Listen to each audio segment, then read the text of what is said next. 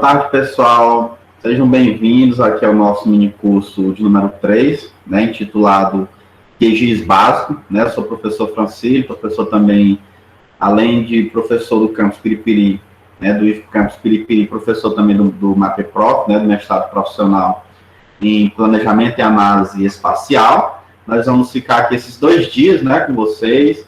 Vamos falar nesse primeiro momento aqui, né, no dia 13, hoje, sobre a parte mais teórica, e amanhã nós vamos para a parte prática, né, de manuseio de algumas ferramentas do QGIS, certo? Eu selecionei para amanhã, por exemplo, algumas ferramentas importantes, né, algumas ferramentas básicas, tendo em vista que nós temos apenas 2 horas de mini curso, né? Por que eu dividi numa parte teórica e numa parte prática? Porque não adianta a gente saber, por exemplo, manusear, de certa forma, as ferramentas, se a gente não entende a parte teórica que está por trás, além do fato de que pode dar alguns problemas, às vezes você tem um procedimento, né, que você realiza no QGIS e aí ocorre um bug, dá algum problema, não sai da forma adequada, e às vezes a gente não sabe como resolver. Muitos desses problemas que ocorrem no QGIS nada mais é do que problemas teóricos, né, que a gente não sabe, por exemplo, resolver. Problemas, por exemplo, em relação à projeção, problema em relação, por exemplo, à escala dos dados, certo? Então, tudo isso é importante para a gente entender inicialmente, nesse primeiro momento, na parte teórica. Para essa primeira parte, né, nós vamos falar sobre os fundamentos e aplicações do geoprocessamento, certo? Inicialmente é importante a gente falar, né, que o geoprocessamento é uma área do conhecimento que se utiliza de técnicas matemáticas e computacionais, certo? Essas técnicas matemáticas, elas são utilizadas, por exemplo, para a produção de SIGs, certo? Que vão nos facilitar o desenvolvimento de certos processos, certas análises. Lembrando que, por si só, o geoprocessamento, ou SIG, por assim dizer, ele não lhe dá uma resposta. Você tem apenas um produto que foi executado a partir de um procedimento que você realizou, mas não necessariamente ele vai lhe dar uma resposta. Por isso que é importante, por exemplo, a figura do que nós vamos chamar de peopleware, certo? Que é para justamente fazer essa análise, essa interpretação daquele produto, certo? Então, é uma área do conhecimento, né, que se utiliza de técnicas matemáticas e computacionais para tratamento da informação geográfica, né, para tratamento da informação daquele fenômeno que está posto no espaço, certo? Pode ser dito também que é um conjunto de técnicas, né, e metodologias relacionadas à coleta, armazenamento. Nem sempre o dado ele está disponível para você só fazer o manuseio, só organizar. Muitas vezes você tem que coletar aquele dado, certo? Para armazenamento e tratamento de informação espaciais ou georreferenciadas, nem sempre essa informação, repito, ela está disponível. Muitas vezes é um dado primário que você tem que coletar em campo, ou por meio do Google, por exemplo. Georreferenciadas para serem utilizadas em sistemas específicos que de alguma forma se utilizam do espaço físico geográfico. Então, essas atividades, né, elas são executadas em um sistema de informação geográfica. No nosso caso aqui, são executadas, vão ser executadas no QGIS. Poderia ser um outro sistema de informação geográfica, pago ou gratuito, mas no nosso caso aqui nós vamos utilizar o QGIS, certo? Então aqui tem uma síntese, né, daquilo que o geoprocessamento nos possibilita, né? Aqui nessa bolinha vermelha, nesse lado aqui, a gente pode ver que é um conjunto de técnicas relacionadas ao tratamento da informação espacial, está relacionado à coleta, armazenamento, tratamento e análise e o uso integrado. Ou seja, o SIG, de certa forma, ele é uma ferramenta que possibilita a integração desses dados que nós coletamos, certo? Dados, por exemplo, de declividade, dados de hierarquia fluvial, geológico, certo? De clima. Então, ele permite essa integração. Então, de certa forma, por meio da coleta, né, nós demandamos conhecimentos cartográficos relacionados ao sensoriamento remoto, a fotogrametria, topografia, conhecimento sobre GPS, sobre o que é um dado alfanumérico. Muitas vezes esse dado, ele, por exemplo, vem em tabelas do Excel. É possível, de certa forma, espacializar dados que vêm em uma tabela do Excel? Sim, é possível.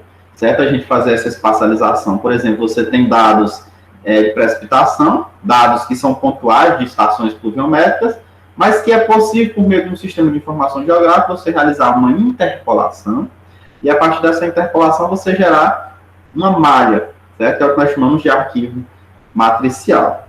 É possível você criar um banco de dados para armazenar esse dado novo, por exemplo, que você está gerando, por meio de tabelas, por exemplo, e a partir daí você faz o tratamento e a análise desse dado, certo? Por exemplo, você pode fazer uma modelagem, pode fazer um procedimento que nós vamos chamar de geoestatística, aplicar alguma equação, certo? E aí, como eu já havia antecipado, dá para você integrar diversas fontes, certo, de dados e montar o seu banco de dados em um determinado sistema de informação geográfica, certo?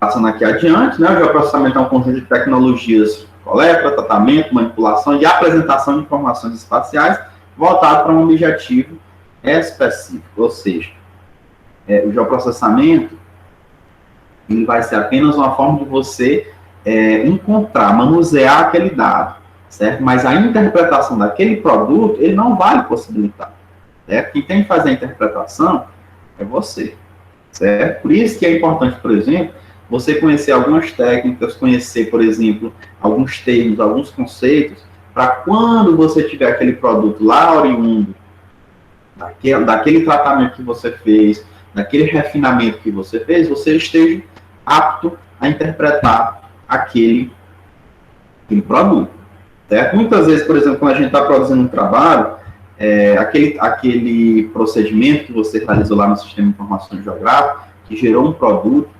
certo? Muitas vezes a gente não sabe interpretar. Por que deu aquele resultado? Por que deu aquela classe, por exemplo, de uso e cobertura, deu aquele percentual a mais, certo? Então, muitas vezes, o teórico, quando a gente não entende o teórico, a gente vai fazer a interpretação daquele produto, a gente acaba, de certa forma, se perdendo, certo? Não conseguindo fazer a interpretação de forma adequada. E aí, né, a principal ferramenta do caso aí do geoprocessamento é o Geographical Information System, né, que é o GIS, ou o que, traduzindo, né, o Sistema de Informação Geográfica, o SIG. A aquisição de dados em geoprocessamento deve partir de uma definição clara dos parâmetros, indicadores, variáveis. O que isso quer dizer? Quer dizer, por exemplo, você está fazendo vamos simplificar, você está fazendo um artigo para um evento científico, certo? Quando você vai definir o que você quer fazer, você tem que procurar saber quais são os parâmetros que você vai trabalhar. O que é isso? Ou os indicadores. Olha, se você está trabalhando, por exemplo, isso não é só voltado para a parte física, certo? Isso vale também para dados socioeconômicos. Por exemplo, dados de população, dados de renda, dados número de estabelecimentos de saúde, e assim sucessivamente. É preciso você saber inicialmente quais são os parâmetros, quais são os indicadores que você vai precisar. Por quê? Porque a partir daí, você vai diretamente em um banco de dados, que já existe aquele dado, por exemplo, o IBGE, por exemplo, o INPE, por exemplo, a CPRM, certo? Você já vai naquele banco de dados, pesquisar, saber se tem aquele dado, se aquele dado está no formato vetorial, se aquele dado está no formato alfanumérico, e a partir daí você vai fazendo o download desses dados, montando aquele seu banco de dados ali diretamente, por exemplo, na parte do seu computador, para posteriormente você jogar esses dados, montar esse banco de dados, refinar, melhorar a qualidade desse banco de dados, por exemplo, no sistema de informação geográfica.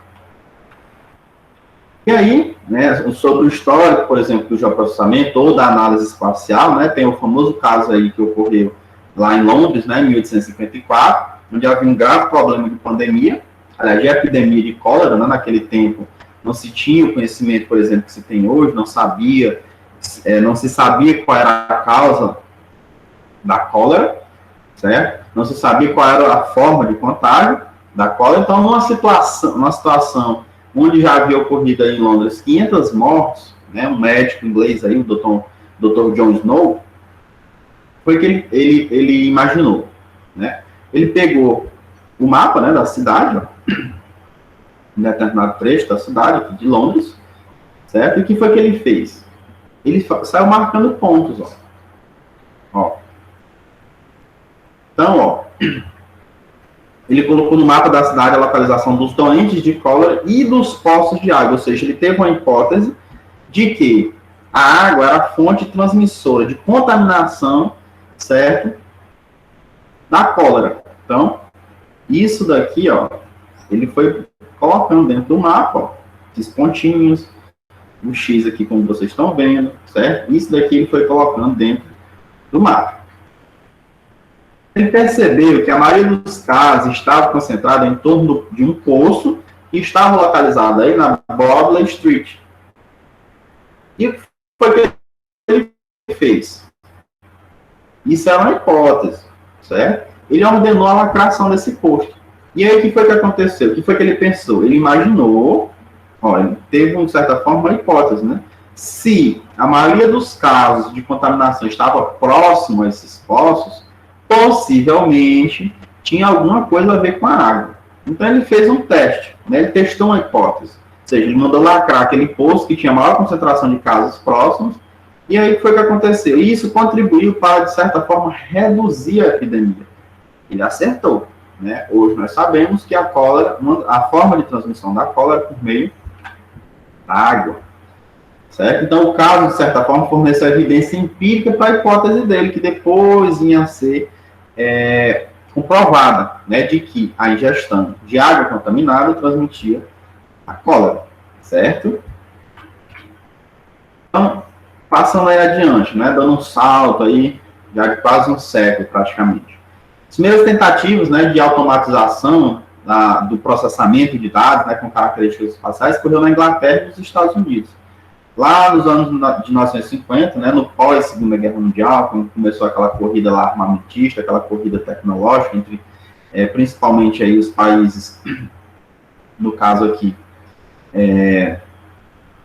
da América, os Estados Unidos e a Inglaterra, e posteriormente entrou a Rússia pelo meio, para reduzir os custos de produção e manutenção de mapas. Ou seja, até algum tempo atrás, já dando um salto aqui mais próximo da gente, até algum tempo atrás, era muito difícil a gente ter acesso a um sistema de informação geográfico gratuito. Certo? Era muito difícil, apesar de que havia alguns, mas era complexo, né? Por exemplo, os computadores não conseguiam, ainda hoje, né? Para você fazer, por exemplo, manuseio de dados produzidos a partir de um drone, você tem que ter um computador aí com a capacidade de armazenamento, a capacidade de memória bem grande. Certo? Tendo em vista que são dados muito pesados. Então, naquela época também tinha esses problemas, certo? Então, dada a precariedade da informática na época, né, e a especificidade das aplicações desenvolvidas, por exemplo, na Inglaterra eram aplicadas em pesquisas relacionadas à botânica, e no caso dos Estados Unidos, ao tráfego, né, principalmente em Detroit. Esses sistemas não podem ser classificados como sistemas de informação geográfica, né, dada a precariedade com que se desenvolvia ainda a passos muito pequenos, de certa forma bem incipientes da informática naquela época. Então, os primeiros SIGs eles surgiram lá na década de 1960 no Canadá. Né? Percebam que, apesar de Estados Unidos e a Inglaterra estarem, de certa forma, dando o pontapé inicial, foi no Canadá, né, que se iniciou, aí, de certa forma, de um modo bem mais preciso, bem mais qualitativo, bem mais robusto em termos a esses SIGs iniciais. Um sistema de informação geográfica, né, que foi estimulado por meio de um programa governamental para criar um inventário, né, de recursos naturais. Não existiam monitores gráficos, né, de alta resolução, estamos falando aí de 1960, onde a informática ainda tinha um pouco de desenvolvimento. Os computadores necessários, né, eram excessivamente caros, a mão de obra não tinha especialização, não era, de certa forma, qualificada. Não existiam soluções comerciais, como, por exemplo, uma empresa quer comprar um determinado sistema de informação geográfica, vou citar por exemplo, o ArcGIS. Não existia um ArcGIS naquele tempo. Isso de compras, né? Não existia nem para vender, e muito menos gratuito, como por exemplo, o QGIS. Quem quisesse manusear um sistema de informação geográfica, tinha que criar o seu próprio sistema de informação geográfica. Por exemplo, digamos que existisse uma empresa lá do ramo de agricultura, quisesse, por exemplo, conhecer uma aptidão agrícola, só um exemplo, né? Quisesse conhecer a aptidão agrícola e precisasse de um determinado sistema de informação geográfica para espacializar esses dados. Ela mesma tinha que fazer isso, criar seu próprio sistema de informação geográfica, porque não existia um sistema de informação geográfica pronto para ser comercializado naquela época. Ou seja, cada um tinha que produzir os seus próprios SIGs. Bem diferente do que é hoje, por exemplo, como eu citei, tem ArcGIS, certo? Então, a partir dos anos 80, né, houve uma grande difusão do uso de sistemas de informação geográfica, houve uma popularização do geoprocessamento, barateamento, mas quando a gente fala de barateamento, não quer dizer que estava a preço de banana, certo? Quer dizer que houve, em relação à época passada, um processo de redução do preço desse sistema de informação geográfica, certo? Onde já havia, de certa forma, soluções comerciais prontas, certo? Questão de surgimento e evolução dos computadores, né? Houve um melhoramento na capacidade dos computadores, principalmente dos computadores pessoais, né? E dos sistemas gerenciadores de banco de dados, incorporação de muitas funções de análise espacial, né? Que proporcionou o alargamento de um leque de aplicações. Houve um grande crescimento, né? No ritmo de penetração do SIG nas organizações, como o momento permitiu, né? Houve um barateamento dos custos e começou a haver aí a produção de hardwares, né, e de software a partir de um preço muito mais adequado ao mercado, certo? Então, em relação ao geoprocessamento dos dados espaciais, né, a produção de mapas, que é justamente essa geração e visualização de dados espaciais na forma de um mapeamento, a partir das técnicas cartográficas, armazenamento desses dados, né, que são produzidos, são disponibilizados de forma gratuita, por exemplo, em plataformas ou sites, certo? Permitir também a análise espacial com combinação de informações espaciais, já que haviam esses bancos de dados, facilitou, de certa forma, o desempenho e o desenvolvimento de informações, certo? Voltadas à análise espacial. Entra aí a questão do conceito de espaço geográfico, né, que seria uma coleção de localizações do ponto de vista do geoprocessamento e dos sistemas de informação geográfica. Essa informação espacial, ela tinha que vir com localização, ou seja, com as coordenadas geográficas, nós vamos ver, a depender do tipo de feição, tem que vir com essas coordenadas obrigatoriamente, não tem como a gente espacializar um dado se a gente não tiver essas coordenadas, certo? Os dados geográficos, né, eles são considerados uma representação dual, ou seja, tem a localização, um atributo, ou seja, você tem um foco de queimada, como, por exemplo, dentro do banco de dados de queimada do INPE, certo? Você tem o quê? Uma localização, um ponto, nesse ponto tem que ter pelo menos duas coordenadas, né, a latitude e a longitude, e você tem o atributo Z, que é justamente aquela informação que está sendo expressa ali. O que é isso? O que é essa informação? O que é esse atributo? Ora, por exemplo, aquele ponto ali que você tem pode ter tido um foco de calor, certo? Em um determinado período. Por exemplo, ele lhe dá a hora, ele lhe dá o dia, certo? Que ocorreu naquele ponto ali, aquele foco de calor. Não necessariamente uma queimada, mas um foco de calor, certo? E aí nós temos, por exemplo, a localização, né? A representação da superfície terrestre por meio de processos que ocorrem no espaço geográfico. No caso, o atributo, como eu já falado para você, é a descrição do fenômeno, né? A forma como ele vai estar representado naquele banco de dados. Eu falei de uma feição pontual, mas pode ser uma linha, como, por exemplo, uma rodovia, um rio, pode ser uma feição poligonal, como, por exemplo, limite administrativo de um município, certo? Então, não obrigatoriamente tem que ser apenas um ponto. E aí, o que é possível realizar com dados espaciais e geoprocessamento? Aí vai muito da sua criatividade. Praticamente tudo que você imaginar, que você pensar, tem um procedimento que a gente pode utilizar para espacializar aquele dado, para fazer algum tipo de procedimento com aquele dado, certo? Então, por exemplo, na condição, né, análise, pergunta geral, o que está? O exemplo, qual a população desta cidade? Você pode, por exemplo, pegar um mapa do Piauí, pegar dados e fazer uma espacialização desses dados, por exemplo, para a população de 2010. no caso aqui 2010, o último censo que a gente teve, né? Fazer um mapa espacializando essa população e utilizar, por exemplo, cores, certo? Para fazer essa espacialização, utilizar classes, por exemplo, utilizar 2, 3, 4, 5 classes para espacializar aquela população.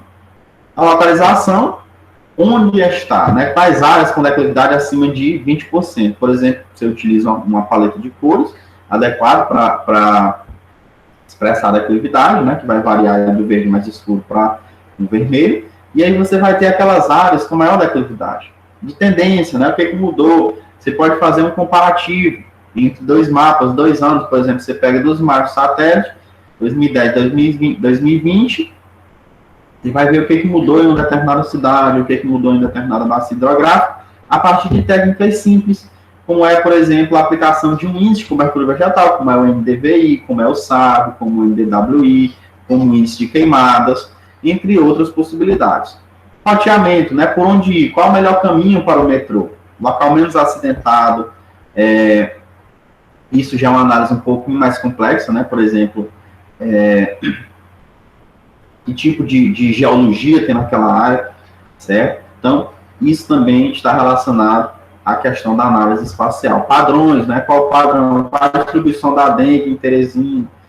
Você pode pegar, por exemplo, como já foi pego, inclusive tem um colega que trabalha com isso, trabalha com arbovirose. O que é que se faz?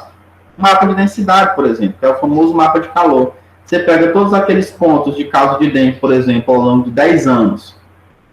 Você faz uma distribuição anual. 2000, 2010, vamos pegar 2010, 10, 2011 até 2020.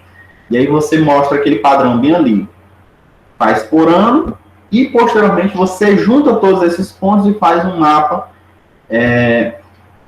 onde você vai ter a distribuição ao longo desses 10 anos. Então, você vai ver quais são os padrões de distribuição, quais são os bairros que têm maior caso de dengue, por exemplo, em Teresina, de 2010 a 2020. Detalhe, como eu já havia falado anteriormente, isso só vai lhe mostrar aonde tem maior casos, certo? Onde estão os maiores focos de dengue em Teresina. Não vai lhe dizer o porquê. Não vai justificar, por exemplo, ser na Zona Norte, ou na Zona Sul, na Zona Sudeste. Ah, mas os casos de dengue estão relacionados, por exemplo, à questão da água. Sim, estão. Mas aí você tem que ver se são fontes naturais, se são fontes artificiais, o que está causando o fato de naquela zona, por exemplo, ter mais casos de dengue, certo? Mesmo vale, por exemplo, para Covid, certo? Modelos, o que acontece se, qual é o impacto do clima se desmatarmos a Amazônia? Aí são os modelos, né? São as simulações, são aplicações que são realizadas que lhe dão um indicativo, certo? Se utiliza muito de estatística. Se tiver esse valor bem aqui, o que pode acontecer? Se esse valor diminuir, o que acontece? Se esse valor aumentar, o que acontece? Né? Pode haver simulações que podem lhe permitir, por exemplo, visualizar ou inferir determinadas situações. Certo?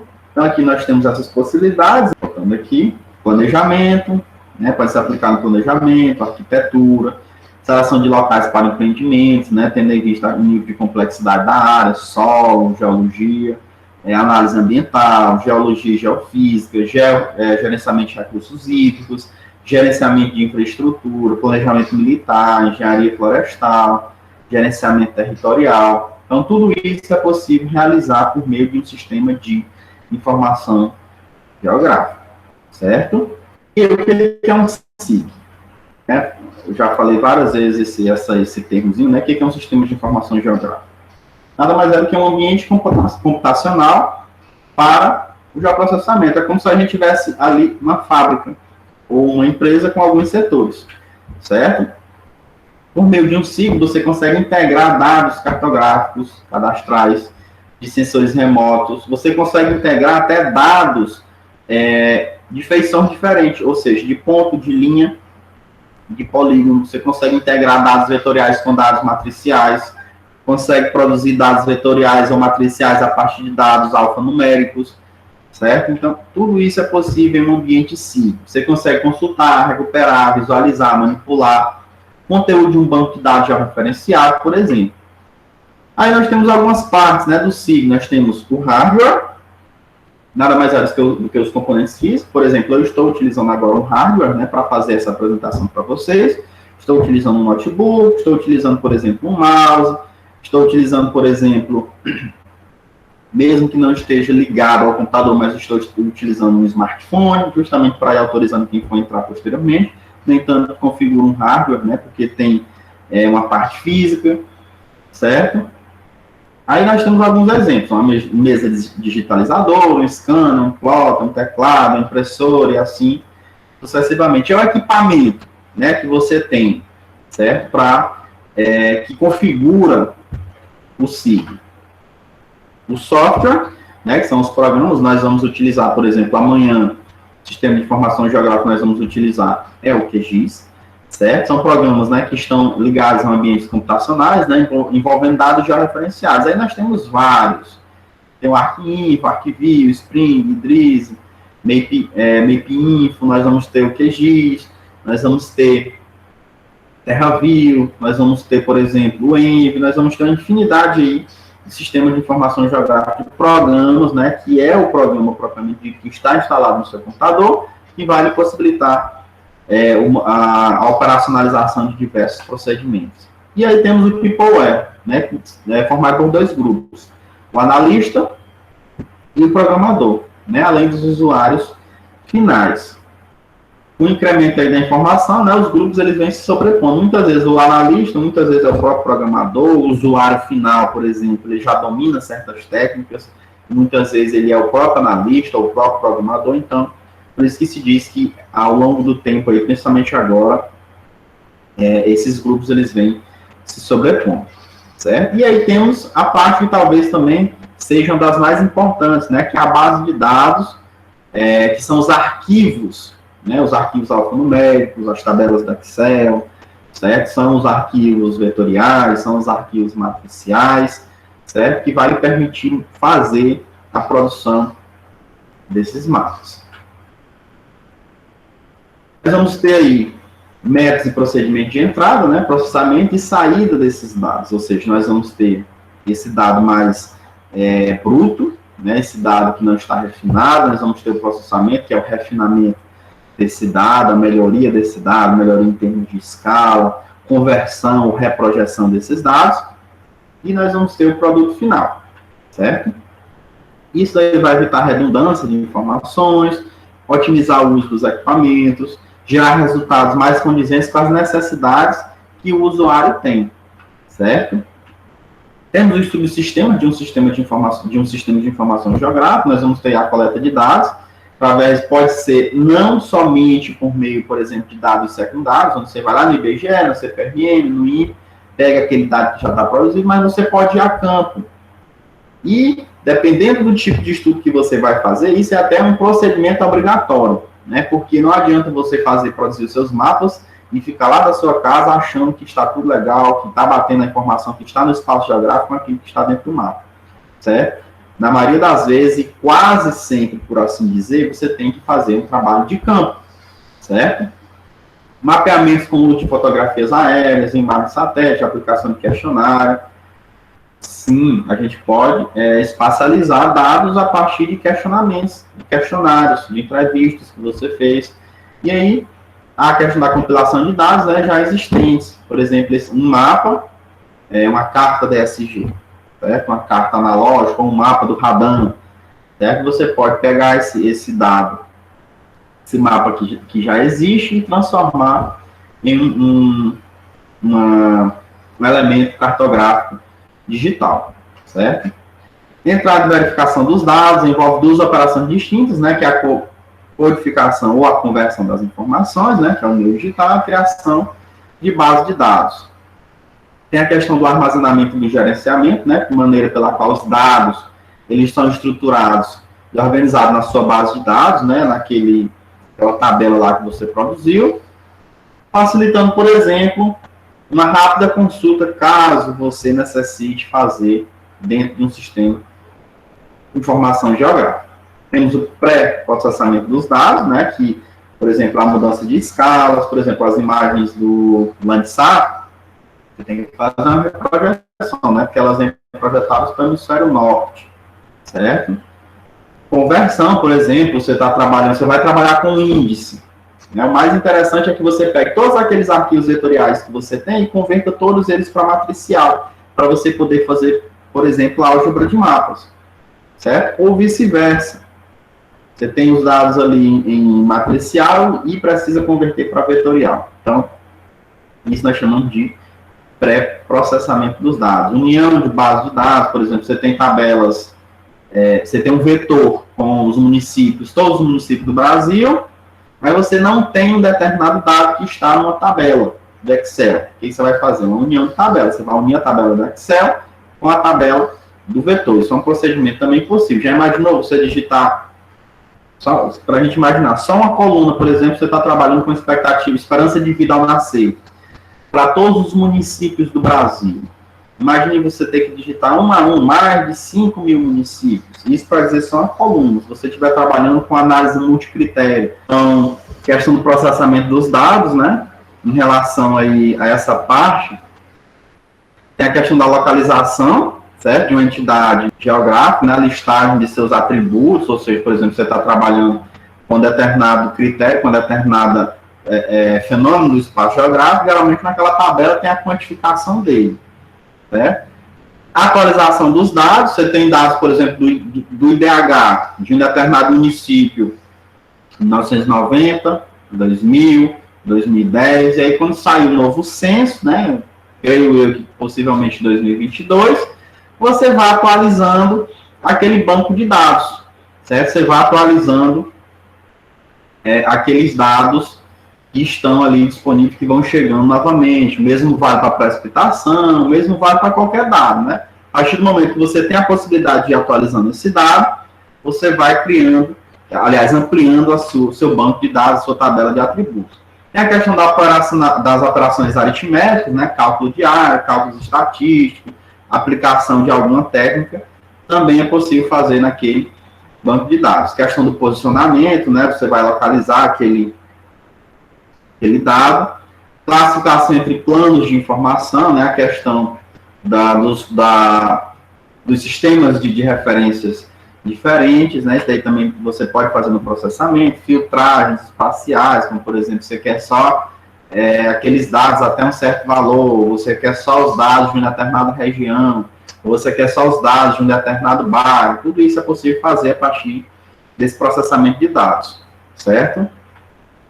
Aí aqui nós temos a estrutura, aquela famosa estrutura básica de um sistema de informação geográfica, nós temos aquela interface, muito parecida com qualquer programa. Você, por exemplo, você vai lá no Office, né? Você tem várias interfaces, você tem aquele íconezinho do Excel, do Word, PowerPoint. O sistema de informação geográfica é da mesma forma. Você tem lá a interface dele, né? Que é aquela partezinha quando você abre, você tem aquela imagem, né, aquele quadrinho que diferencia, por exemplo, o QGIS é de um jeito, o ArcGIS é de outro, você vai ver o QGIS é de um jeito, o ENV é de uma forma, assim como qualquer outro programa. Né? Tem a entrada e a integração dos dados, por exemplo, no QGIS você tem duas entradas, um para arquivo vetorial e um para arquivo matricial, no ArcGIS, por exemplo, você tem uma mesma entrada, certo? Consulta e análise espacial, no que diz respeito aos atributos, a tabela de atributos que você tem. Visualização e plotagem, né? Você tem uma área ali que é aquele quadrinho que é o visualizador de mapas, onde você visualiza aquele tipo de atributo que você está manuseando, certo? E aí você também consegue fazer o gerenciamento desses dados, certo? Na interface desse programa computacional. E aí as características fundamentais do dado geográfico, certo? Você vai ter a característica espacial, né, que é a posição geográfica e geométrica do elemento representado. O que é isso? Nada mais é do que a posição que esse dado ocupa no espaço geográfico, ou seja, você tem que ter a localização, as coordenadas geográficas desse dado.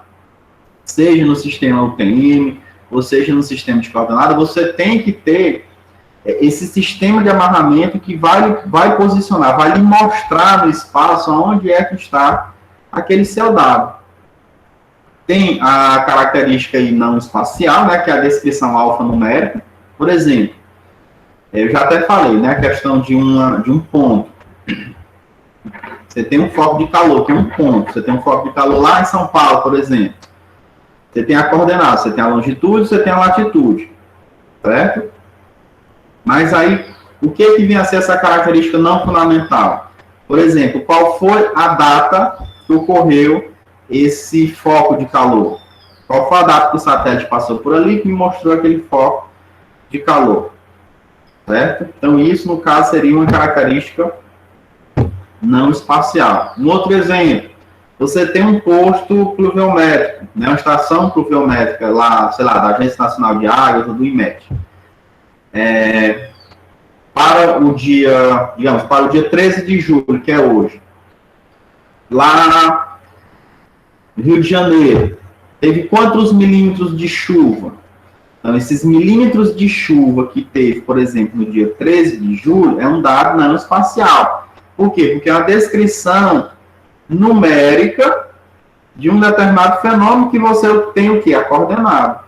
Então, naquela estação, naquele ponto lá que tem uma latitude e tem uma longitude, você tem o quê? Um nível de precipitação que foi X para o dia 13 de julho. Né? Então, isso é um dado não espacial. Tem um dado temporal, né, que trata do tempo de validade do dado geográfico, né, além de suas variações no tempo. Por exemplo, isso para o dia 13 de julho. E para o dia 14 de julho, foi quando? Para o dia 15, para o dia 16. Então, isso é um elemento, uma característica temporal. Certo? A documentação, são os metadados, são muito importantes, são as características, né, daquela informação, daquele, é como se fossem características que não aparecem, que a gente não dá muita importância, mas elas são de suma importância, principalmente quando você está fazendo manuseio de imagem de satélite, certo? Tem determinados procedimentos, como, por exemplo, conversão de DN, né, que é número digital, que é o Digital Number, para reflectância, né, que é quando você faz uma melhoria, um refinamento das imagens de satélite, para você, por exemplo, trabalhar o NIS, como NDVI, como SAR, você converte aquele númerozinho, né, que são aqueles tons de cinza, para reflectância, você precisa, por exemplo, desses metadados. O que é que vem no metadado? Por exemplo, vem as coordenadas geográficas, vem o sistema de informação, o sistema de referência que foi utilizado para produzir aquele dado, tem geralmente o período, certo? Então, vem tudo isso. Uma imagem de satélite, vem a questão do ângulo, vem a questão de várias informações, que além do ângulo, né, tem a questão do posicionamento, tem o sistema de referência que foi utilizado, e muitos desses metadados, desses elementos que estão no metadado, nós utilizamos, por exemplo, para fazer melhorias, para fazer refinamento. Certo? Então, o metadado, por mais que a gente não dê muita importância, geralmente é um arquivo, um bloco de notas, certo? Mas ele é importante para determinados procedimentos, certo? E aí aqui nós temos, por exemplo, o que eu havia falado para vocês, ó, nós temos o ID, né, que é o identificador daquele ponto, nós temos aqui o nome, né, BR1, 2 e 3, e a pavimentação. Aqui nós temos um arquivo, por exemplo, o arquivo de linha, né? Asfalto, sem pavimento, asfalto aqui de linha, certo? Aqui, tipo de pavimentação, né? Asfalto, asfalto, asfalto e complemento, ó. A linha 1 aqui nós temos 100 km, a linha 2 nós temos 120 km e a linha 3 nós temos 110 km. Então, isso daqui também é importante, né? A tabela de atributos, além da questão dos metadados. Certo? O que é isso daqui? Isso daqui seria o dado espacial, ou seja, aquilo que eu estou vendo, aquela representação, certo? Aqui nós vamos ter o dado, aliás, a característica não espacial, que é justamente o atributo relacionado àquele fenômeno que eu estou representando, que no caso aqui são as BRs, e eu tenho também os metadados, que não aparecem aqui, mas dentro do banco de dados ele está presente, certo? No que diz respeito à componente espacial do dado geográfico, ela pode ser armazenada em estrutura matricial ou em estrutura vetorial. Nós vamos dar um pouquinho mais de ênfase aqui à estrutura vetorial, justamente porque é com a estrutura vetorial que nós vamos trabalhar na parte de amanhã do minicurso, certo? Então, nós temos 3 tipos de estrutura vetorial, nós temos o ponto, nós temos a linha, nós temos o polígono. E aqui nós temos a matricial, Tem esse nome matricial justamente porque é formada uma matriz, certo? É como se fosse uma malha. Uma malha formada por colunas e linhas, certo? Então, aqui nós temos as formas de armazenamento. No caso dos pontos, ó, que precisa ter pelo menos um par de coordenadas. Um par de coordenadas é o quê? Uma longitude e uma latitude. Ó. Aqui, aqui, aqui. No caso da linha, eu preciso ter pelo menos dois pares, né? Que é o início e o final. Já no polígono, isso daqui aumenta, né? Já que ele é uma estrutura que começa e termina no mesmo ponto, certo? Mas é diferente, por exemplo, da linha. Aqui é a estrutura matricial, que é uma imagem, certo? Não necessariamente apenas uma imagem de satélite, certo? Mas no caso aqui nós temos uma imagem, satélite, e uma estrutura vetorial, ou seja, foi feito um processo que nós vamos chamar de vetorização. Quem não conhece o processo de vetorização é muito simples. Eu acho que vocês devem lembrar lá do ensino fundamental, do ensino médio de vocês, quando o professor de geografia pediu para vocês realizarem um procedimento bem tradicional e trivial nas aulas de geografia, que era pegar uma folha, por exemplo, aquela folha bem fininha do caderno de desenho, ou uma folha de papel manteiga, por exemplo, colocava em cima do mapa e ia cobrir. Isso é um processo de vetorização, só que aqui é um processo de vetorização digital. Por exemplo, o que foi feito aqui, ó? Você tem aqui a imagem, né, que é a estrutura vetorial, e aqui você tem uma imagem que nós vamos chamar de estrutura, aliás, a matricial, e aqui ocorreu um processo de vetorização, ou seja, você vetorizou essa imagem. Certo? Ocorreu esse processo de vetorização, onde você vetorizou essa imagem. Está aqui essa partezinha aqui, ó. Está aqui as casas, ó. Essa longa estrutura aqui, esse outro pedaço, as oficinas aqui, a aula eletrônica, né? Uma fábrica, laboratórios, certo? Então, ocorreu um processo de vetorização aqui, nesse caso, certo? No caso aí da estrutura vetorial, né, diz respeito à localização e à aparência gráfica, como vocês viram a imagem, que é uma imagem falsa cor, certo?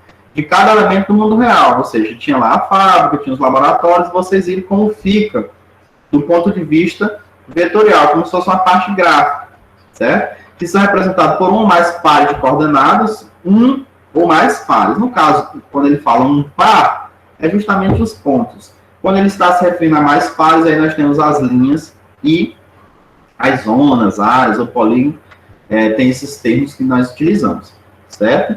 Que são caracterizados por atributos descritivos, né, que são os não espaciais, certo? Aqui nós temos, por exemplo,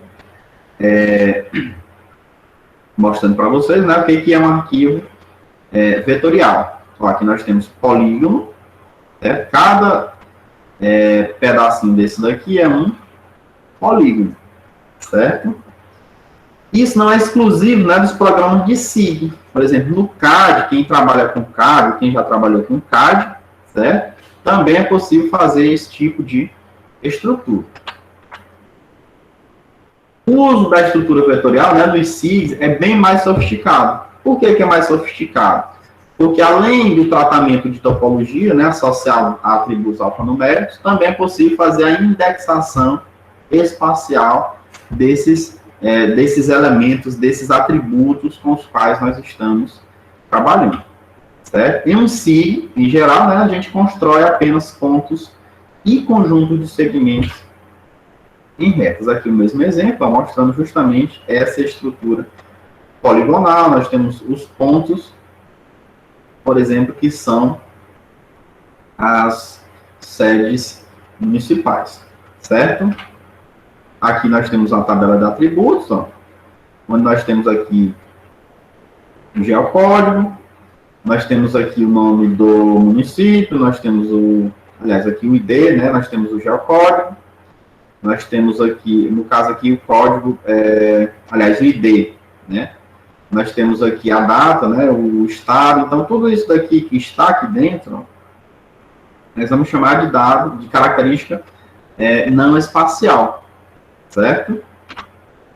E aí nós temos os tipos de feições da estrutura vetorial. Nós temos inicialmente a feição pontual. O que é a feição pontual? Nada mais é do que a representação de algum elemento do mundo real, e aí há uma possibilidade enorme de representação de elementos do mundo real na forma de pontos, certo? Cuja área e comprimento é inviável de representação gráfica, ou que para atender os objetivos, né, sua área e comprimento não necessitam ser graficamente representados. Possui apenas um par de coordenadas. Como eu já havia antecipado para vocês antes, possui apenas um par. Por exemplo, nós temos aqui, ó, ponto 1, tem a coordenada x, a coordenada y. Aqui nós temos a longitude, aqui nós temos a latitude. Certo? Onde que eu aplico isso? Postes da rede elétrica. Por exemplo, tem como eu fazer trabalho a partir de postes de rede elétrica? Tem. Por exemplo, lá no Laboratório de Geoprocessamento e Estudos Aplicados da Universidade Estadual do Ceará, teve uma monografia que o graduando, ele estava tentando associar, certo? Isso utilizando feições pontuais, de postes de rede elétrica, a partir do tipo de lâmpada, né? Porque cada tipo de lâmpada tem um local, tem um raio de alcance, certo? Então, o que é que ele estava tentando comparar, associar aos crimes, à criminalidade? Ou seja, ele fez uma espacialização desses postes de rede elétrica, colocou os tipos de lâmpadas e fez, de certa forma, um procedimento para fazer uma comparação com a criminalidade. Naquele tipo de lâmpada bem ali, que tem aquele raio, ele comparou com os crimes que ocorreram naquela região. E aí, o que é que possivelmente ele foi inferir? Qual era a hipótese dele? Que determinados tipos de crime estavam associados, por exemplo, ao tipo de luz, de lâmpada que tinha naquele poste. Ou seja, a hipótese era que quanto maior o raio, menor a criminalidade. Ou seja, quanto mais iluminado fosse aquela área, menor os níveis de crime. Então, percebam como a partir de um estudo pontual, né, que são os postes da rede elétrica, pode haver determinado tipo de estudo. Sinalização vertical de trânsito, por exemplo, onde estão aqueles sinais, né, que ficam, onde estão os semáforos, certo? Por exemplo, no município de Teresina. Transformadores, equipamentos elétricos, hidráulicos, árvores. Quais são os bairros mais arborizados? Ou, por exemplo, naquele canteiro ali da avenida tal, tem quantas árvores? Quais são as árvores que tem ali? Quais são as avenidas mais... Qual é a avenida, por exemplo, do bairro A, B e C, que apresentam a maior densidade de árvores? Isso tudo é feito a partir de feições pontuais, certo? Postos de visitas. Por exemplo, onde que está localizada a maior densidade de poços tubulares, ou poços privados, ou poços públicos. Pontos e marcos topográficos, entre outras possibilidades. Então, percebe que a partir da feição pontual, a gente pode fazer uma grande quantidade de trabalho de análise espacial, certo? Aí nós temos nascente de rios, pequenos lagos, algumas cidades e localidades, as próprias sedes municipais, edificações, e aí isso vai se basear muito no tipo de escala que você está utilizando. Podemos representar casos de Covid, casos de dengue, certo? Casos, por exemplo, de violência, de criminalidade, entre outras possibilidades que nós podemos representar, certo? Isso relacionado à feição pontual, certo? Ó, um exemplo aqui, temos aqui feições pontuais, certo? Podemos representar, por exemplo, também recursos minerais, né, onde estão localizados, por exemplo, as jazidas em determinado minério no estado do Piauí. Então, isso é possível também, certo? E aí temos a feição linear. No caso da feição linear, representa elementos que possuem comprimento, né? Como eu havia falado, é uma linha, certo? Porém, sua área de enviar a representação gráfica ou que nele para atender os objetivos, né? A sua área não necessita ser representada. É graficamente definido por um conjunto de coordenadas. Como havia falado, precisa ter mais de uma coordenada. Um par de coordenadas geográficas. Certo? Sendo que o primeiro e o último par de coordenadas são denominados nós. Certo? E desempenham a função de terminais ou conectores das feições lineares.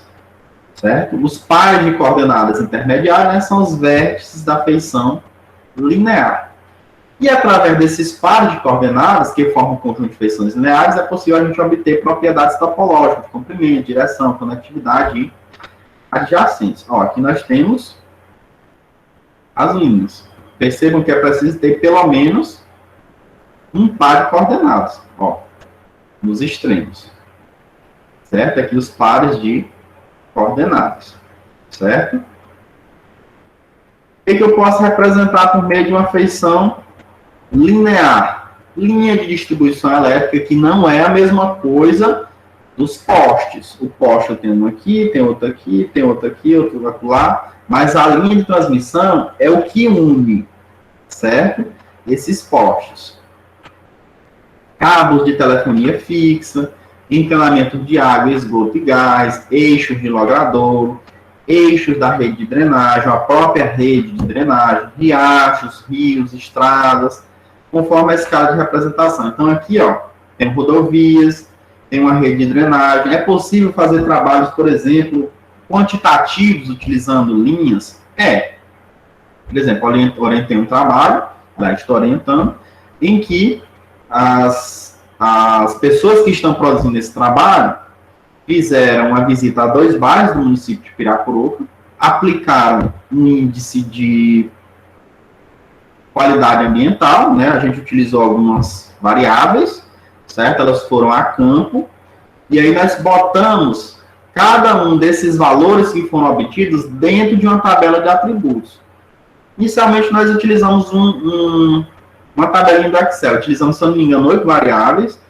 Aí, ao final, nós tivemos o índice de qualidade ambiental, ou seja, nós multiplicamos cada uma dessas variáveis por um peso. Certo? Nós tivemos o quê? Uma média ponderada, certo? Dessas 8 variáveis. E, ao final, nós tivemos o quê? Um valor. Quando nós jogamos lá no QGIS, por exemplo, nós colocamos essas linhas com comprimentos, com larguras diferentes. Ou seja, aquelas linhas, aquelas ruas com menor índice de qualidade ambiental ficaram mais fininhas. E aquelas ruas com maior nível de qualidade ambiental ficaram mais largas. Então, mesmo com uma feição linear, a gente consegue fazer um trabalho quantitativo. Certo? Isso só para exemplificar. E tem uma rede de drenagem também, ó, mostrando justamente essas feições, aliás, caso aqui, as rodovias, né, mostrando essa questão da feição linear. A feição poligonal, né, representa elementos do mundo real que possuem área e perímetro que podem ser representados de forma gráfica, né? Um conjunto de feições lineares que são graficamente definidos por um conjunto de coordenadas. É preciso mais do que apenas, por exemplo, 2 ou 3 coordenadas, porque lembrando que o polígono é aquela partezinha, um quadrado, um retângulo de forma irregular, certo? Aí nós podemos definir a área, perímetro, adjacência, contingência, certo? Nós temos, por exemplo, aqui um polígono. Ó, percebam que precisa de vários pares de coordenadas. Aí nós podemos definir a área, o perímetro. Tudo isso daqui, o sistema de informação geográfica, ele calcula. Basta você ir lá, pedir para fazer esse cálculo. Entra em determinada janelinha, né, numa determinada ferramenta, e ele faz o cálculo. Certo? Onde é que a gente aplica essas feições poligonais?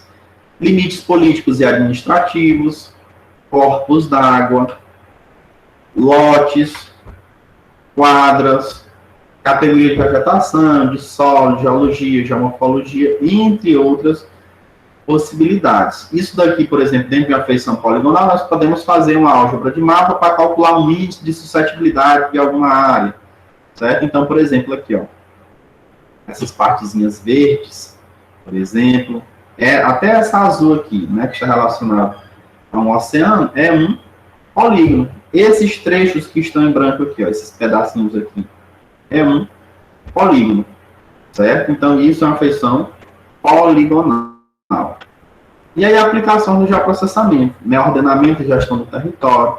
Por exemplo, você consegue construir uma base cartográfica, né? Que servirá para aplicações em diversos setores. E isso, de certa forma, maior parte dos municípios, por exemplo, no caso do Piauí, não tem, certo?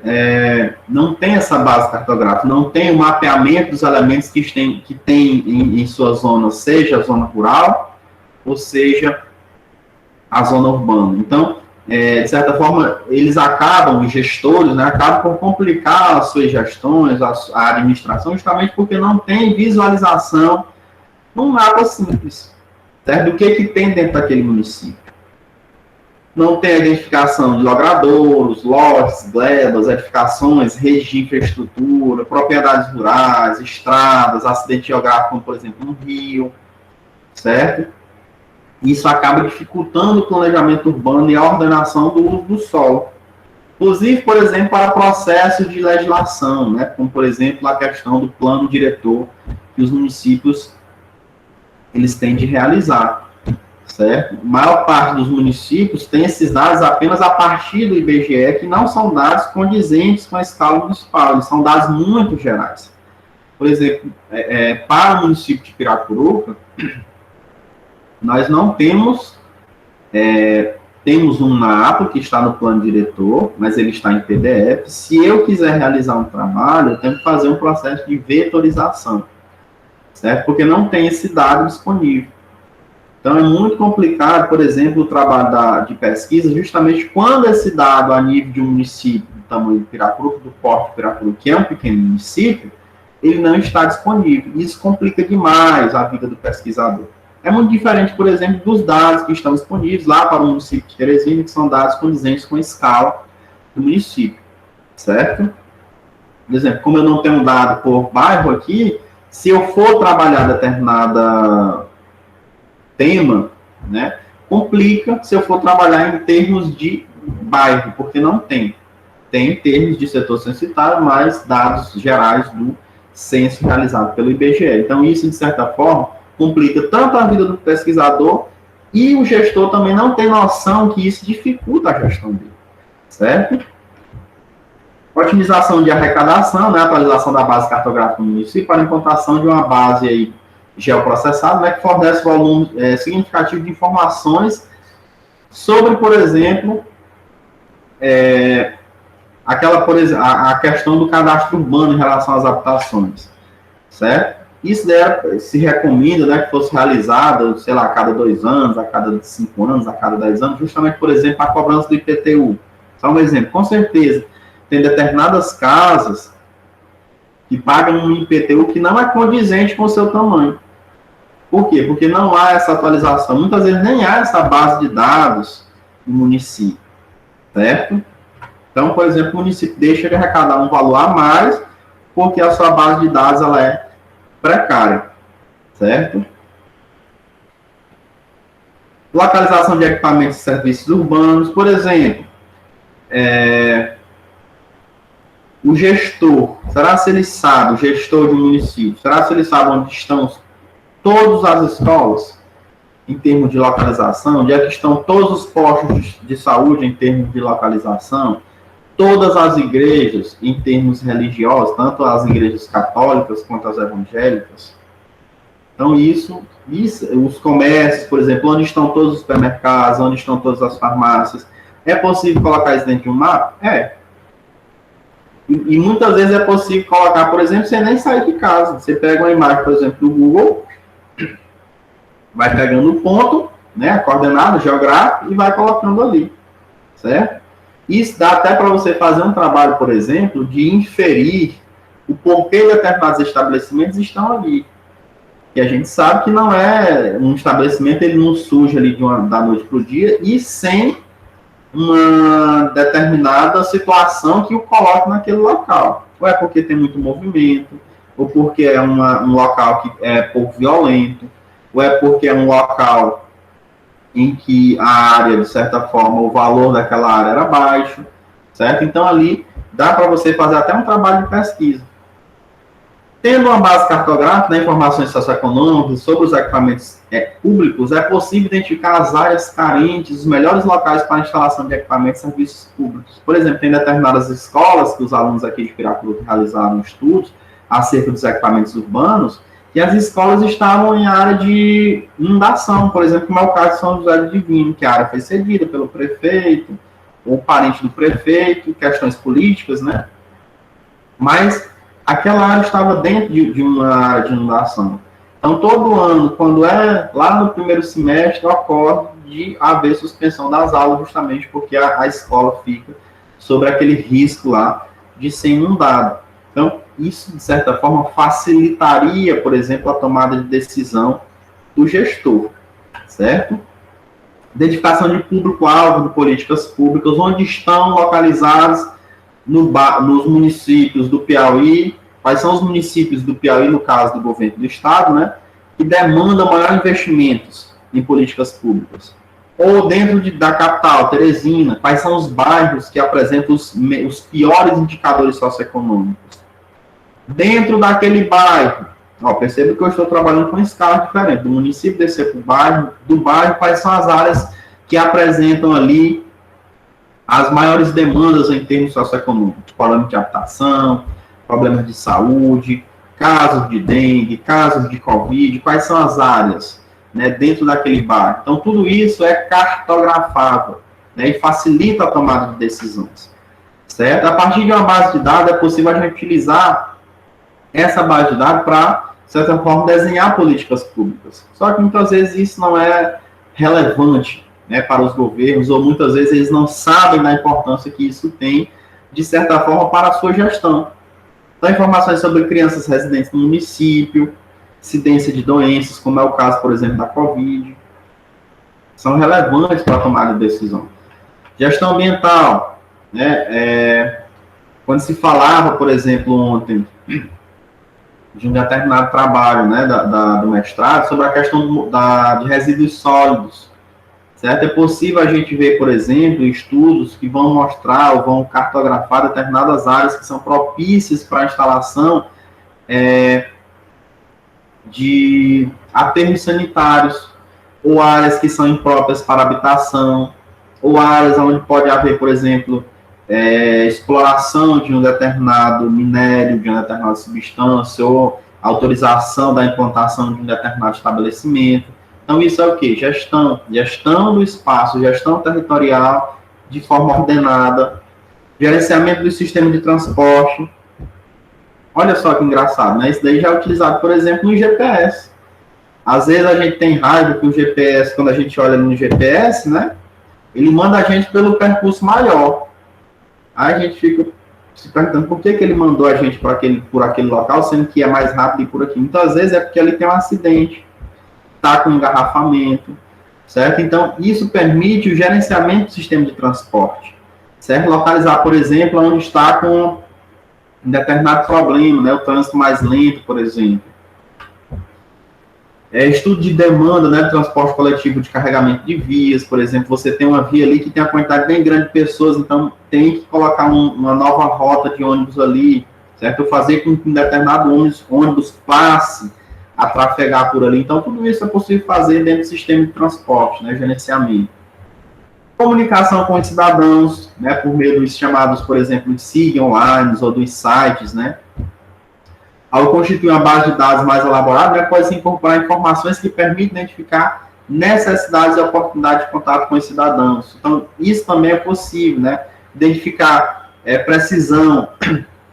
com precisão áreas afetadas por determinada decisão do governo, que impacto foi que teve, por exemplo, na autorização daquele empreendimento ali. Teve algum impacto para a população? Então, tudo isso é possível a gente fazer dentro de um sistema de informação geográfica a partir de técnicas de geoprocessamento. Gestão da frota municipal, né, informação sobre os tipos de uso da frota municipal, conhecendo os trajetos mais comuns, né, e sua intensidade. Temos a questão da agricultura, que é muito utilizado, né, o geoprocessamento, principalmente para a agricultura de precisão, para aptidão de terras, né, planejamento do uso da terra, avaliação da aptidão agrícola, monitoramento da produção agrícola, a questão da agricultura de precisão, predição da erosão do solo, a questão de saber os níveis de precipitação, de insolação, de temperatura, há várias possibilidades, né, que vão integrar, por exemplo, nível de declividade, a erodibilidade do solo, que no caso é a questão da perda, né, de partículas, perda do solo propriamente dito, potencial erosivo daquele solo. Então, tudo isso é possível fazer dentro de uma agricultura que se utiliza bastante hoje do geoprocessamento, certo? A questão da silvicultura e gerenciamento da vida silvestre, é possível aplicar geoprocessamento, por exemplo, em estudos biológicos, certo? Elaboração de inventários florestais, né, visando o controle dos recursos naturais como madeira, fauna, flora, recursos hídricos, mananciais, estudos arqueológicos, né, como proteção de sítios, questão de criação de parques ambientais, localização, marcação de pontos, né? Aqui em Piracuru nós temos alunos que trabalham muito com a questão da geodiversidade, e nós temos realizado diversas marcações de pontos, né? Identificação de feições geomorfológicas, principalmente na formação cabeças, que mostram, por exemplo, afloramentos com pinturas rupestres, né? Que demandaria até a criação, por exemplo, de pequenos parques, ou mesmo a criação de um roteiro turístico que aproveitasse, por exemplo, essa geodiversidade, que houvesse de certa forma, um aproveitamento municipal para a criação de rotas para a visitação dessas pinturas, para visualização, para mostrar, de certa forma, o potencial turístico dessas pinturas rupestres, dessas rochas, que muitas vezes a gente, ou falar, por exemplo, de Piracuru, conhece só o Parque Nacional de Sete Cidades. Mas se a gente for ver no entorno, nós temos uma quantidade gigantesca de pinturas rupestres que estão distribuídas, certo, ao longo dos limites do município. Questão da geologia, né, com exploração mineral, mapeamento da geologia regional, lineamentos, questão de estudos também voltados para a questão do entendimento da rede de drenagem. Então, tudo isso é possível fazer por meio do geoprocessamento. Aplicações municipais, né, como a questão do zoneamento, estradas, escolas, hospitais, ou seja, a questão da localização daqueles elementos urbanos, certo? Que mostram a questão do zoneamento, né, os dados ambientais que tem no município,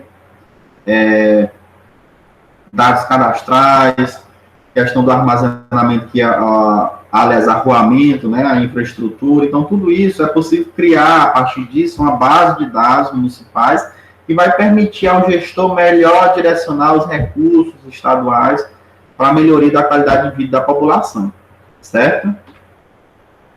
E aí nós temos a limitação do geoprocessamento, o custo do hardware, apesar de nós já termos SIGs livres, como é o QGIS, temos ainda um custo, de certa forma, de manutenção, certo, dos equipamentos. Tem a questão do software, né? Ainda existem softwares pagos, como é, por exemplo, o caso do ArcGIS. O people, muitas vezes, dentro do município, nós não temos profissionais capacitados para fazer esse processo de montagem do banco de dados, certo? Questão da mão de obra qualificada, por exemplo, você vai lá no seu município, pense bem aí, eu acho que talvez a maioria de vocês sejam de Teresina, possivelmente, ou alguns de cidades menores, né, tanto do estado do Piauí como de alguns outros estados, mas pense aí, tem algum profissional, que de tudo que for apresentado aqui, ele domina essa parte do geoprocessamento ao ponto de fazer todo esse mapeamento, ou ao ponto de coordenar, de capacitar uma equipe para posteriormente fazer essa montagem de banco de dados?